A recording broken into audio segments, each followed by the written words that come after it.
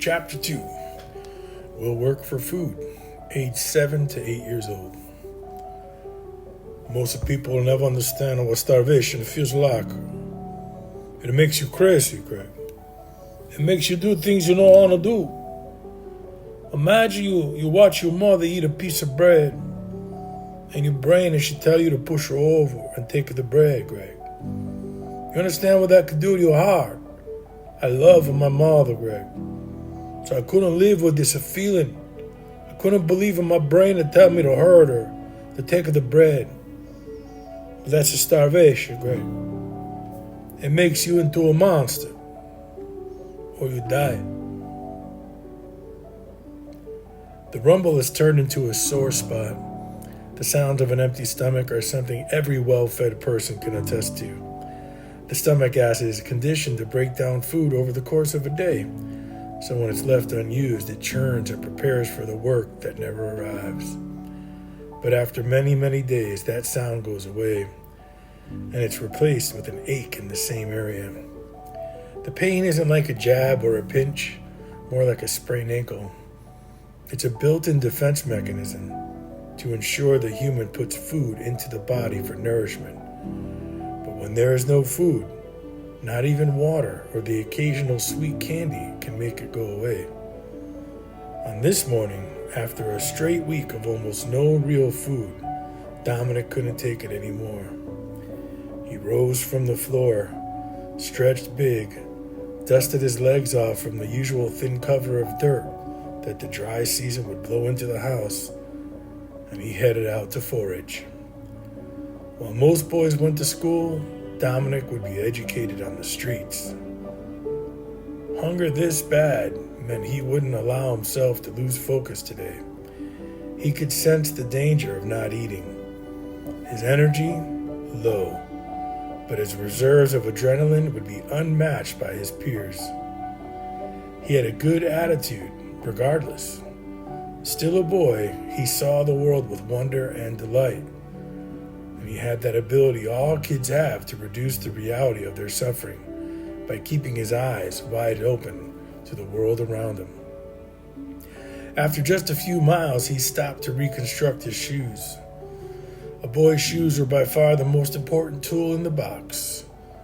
Too poor to buy them, Dominic's family stole and repaired old shoes. Everyone did, often from the dead. Dom's shoes had a sole and laces, but the sides weren't well bound to the bottom.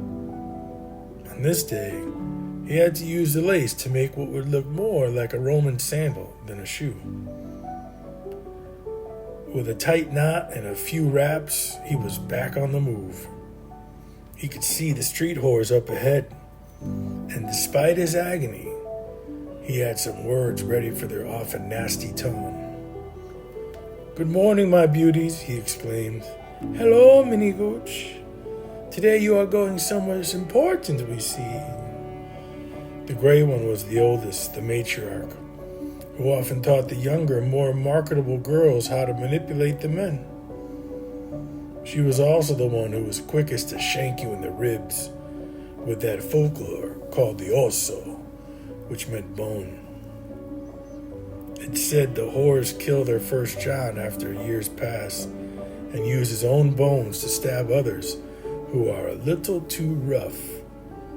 They grind it, sand it down into a strong and sharp blade. "I'm hungry, so I'm going to eat," the boy shouted as he kept his pace. "Bring back enough for all of us, little prince. We will be sure to be very nice to you too if you do," the horse giggled. "But of course," he quipped. But Dom couldn't promise them a bite of cheese. He couldn't help anyone but himself. So he turned hard and stayed focused on the quest. It was only 100 feet more than he could get a smell in the air that twisted him in half. The fresh baking bread in the morning led him toward the town center and right up to the hidden bakery. His hunger was starting to get to him a little bit, and he was losing it, kind of an aggressive mindset. It was this feeling that would lead Dominic to steal or be deviant. He had very noble qualities since birth. The one thing hunger did to him and all the villagers was turn them into thieves and criminals, as their work was not available to them. They couldn't find any way to earn. As he neared the bakery, he was almost knocked over by the double doors swinging out and the soldiers pouring out, all of them smiling and chanting loudly and steamrolling anything in their way. After a few passed by, Dominic slithered toward the door, hoping to beg for some food. As he arrived at the crack between the heavy wooden doors, they blasted open and were followed closely with the black steel of 2 machine guns with the barrels leading the way. The guns were pitched down, and Dominic's small stature made them seem as if they were looking into his eyes. The 2 giant Nazis behind the guns were loud and tormenting. They looked past the young street boy and nearly sent him tumbling. They passed with no remorse for his looks of pain, and Dom knew it was pointless try to ask them for food. He waited a minute or two on the side of the building, getting the courage to enter, and if need be, to grab and run with anything that would make this pain go away. So he took a deep breath, rounded the corner, and slid between the small crack between the doors. He felt undetected and stayed tight to the wall and low so that he could be below the counter and unseen. As he made his way to the front, he could hear someone in the back. So he popped his head up, exposing only his brow, and saw that there was no bread close enough to grab. The baker has been robbed many, many times by the street kids, so they know not to leave anything in sight. Dominic stood up, and from around the corner came the boisterous voice of a short but strong-faced man. "Get out, you rat," he demanded. "I got a nothing for you, now go." "But I'm so hungry. Please, can I have a small piece of bread?" he pleaded. But the baker has heard the story 1,000,000 times. Manipulation is the most common weapon here among the impoverished. He cannot believe or trust anyone because each and every time they will lie, they will cheat, and they will steal for what they want. And the good guys, the ones with open hearts and compassion, they get the shaft. So the baker said again, this time holding the bread paddle as a threatening weapon, "Get the hell out of my store, or I'm going to crack your head open, you understand?" Dominic couldn't control his adrenaline any longer. It was enough to either challenge this man to a fight to the death over a loaf of bread, or he had to come up with some other plan. He quickly took his shirt off and said, "Look, sir, I'm working to make your shop beautiful." And he dusted the chairs and dusted the tables with his dirty shirt. He moved quickly, as if to impress, and even fell to the floor trying to mop with a few mouthfuls of spit and a circular motion of his shirt. The baker could see the panic and desperation in the boy's actions, and in the next moment, Dominic's life would change forever. With pity and mercy, the baker said, Okay, stop, and now get up, boy. Put your shirt back on and don't touch my tables. I can see you're serious, so I'll give you some bread. But you'll have to work for it. It's not going to be free. No bread is free, my boy. Never forget this. Dominic stood up, felt so appreciative to be still standing in the bakery. In that moment, customers came in and passed him by. The baker quickly ignored the boy and tended to the customers. Young Dominic stepped to the side and just watched as the warm bread was passed to them. They ignored him as usual, and they left quickly. But Dom grabbed the door, held it open as if he worked there. The ladies, they were impressed and smiled sweetly to him. He hasn't had the gentle gaze of a female bless him for years. He liked it, and he said to the baker, "I'm ready to work." Okay, come here. I have all this dough here that has to be kneaded. Do you know how to do that? Yes, of course, Dom lied. Dominic had never been able to touch any dough, even though Vito, his father, was a baker. Children did not interfere with adults' work, but he watched his father many times. Dom ran to the dough and put his arms deep inside of that while the baker shouted, No, you little animal. Go to the WC and wash your hands and face. No one will eat my bread made of those dirty hands. So the boy did what he was told. The buckets were full in the WC. Tom didn't have a bathroom. He had no toilet, no sink, no running water. So he felt lucky to be able to have a clean bucket of water in front of him. Dominic returned to his post and let out a small belch. The baker realized he drank the water from the buckets. "Like this boy," he said. And the baker showed Dom how he wanted him to knead the dough. Dom reached in and gave it a go. He squeezed and squeezed, getting the dough to become softer. His hunger crept back as he has to close his food, and he struggled to not eat it. And as soon as the baker spun around to check the ovens, Dominic grabbed a small chunk of raw dough and was about to throw it in his mouth. But finally, some relief would come. The baker spun back and reminded the boy what would happen if he ate the bread. Dom kept his head down and worked hard for hours with no complaint, slowly realizing that the small dough ball back into the mix was going to be a very important move. The baker was beginning to like this little street boy. "Come here, boy. I want you to help me back." Two of them went to the back room where tall towers of sacks piled so high they created shadows on the wood floor like skyscrapers do in a city. Each bag was 40 to 80 pounds filled with salt, sugar, flour, and spices. Knowing the boy was outmatched, he told the boy to move them around. The job would take days, and for a child, maybe impossible. Some of the bags dwarfed the little boy, but he was determined to eat.